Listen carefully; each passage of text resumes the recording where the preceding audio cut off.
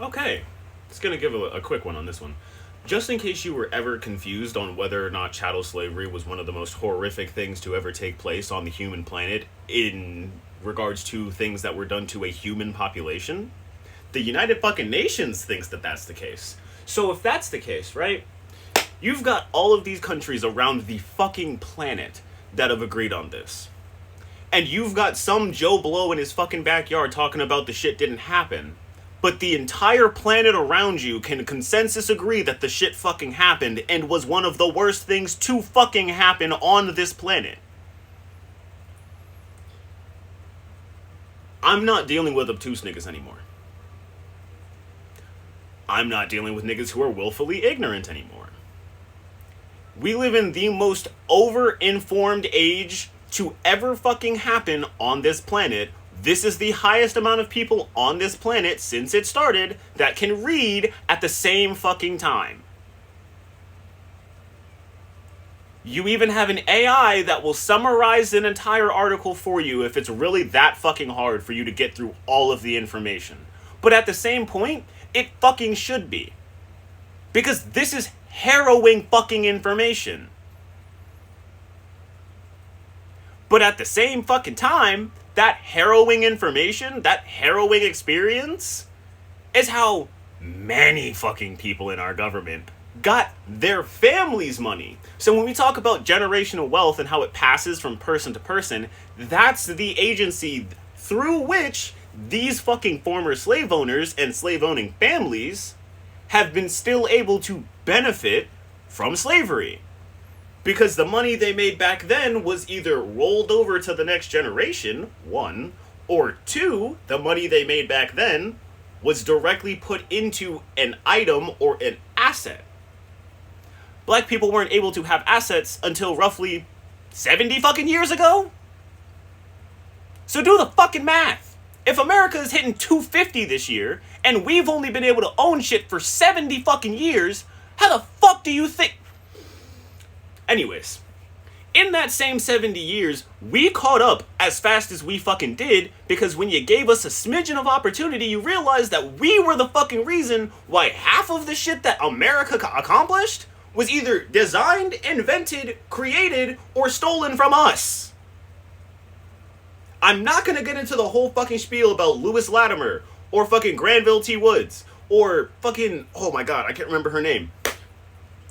I can't remember her name off the top of my head right now, but it is a black woman. She is a doctor, and she is literally the person who coded the foundational code for fucking Skype. So if you've ever had a FaceTime call, or any sort of video call, you can thank a black woman for that. End of story. Because she designed the framework. The shit wouldn't exist. Ooh, if you played the NES and you had the removable cartridges, designed by a black man. They took his idea and used it for other shit. He didn't get any credit. Super Soakers, invented by a black NASA scientist.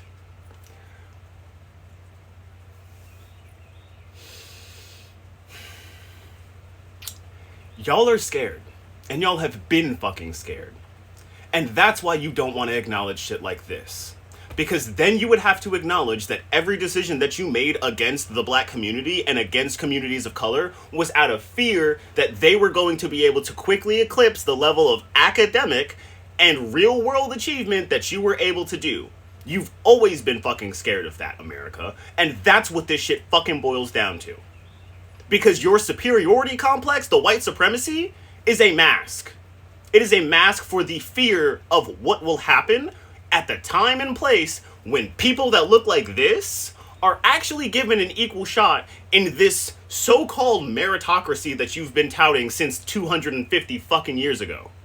The second that we ever got a fair shot or even got close to it, you got scared and you backed out of the fucking deal. End of story. Because if you want to talk about backing out of the fucking deal, why are you trying to rehear the 14th Amendment, taking away black people's citizenship that's inherently theirs because of being born here, birthright citizenship, right? And you're trying to do that the week after getting rid of the voting rights of those same people. It doesn't take a rocket scientist to put the two fucking things together. So when y'all start acknowledging this shit, we can start having a conversation. Because this is the fucking entry point. If you can't get to this point, if you can't get your mind to wrap around this, then we're not going to have a conversation. End of story.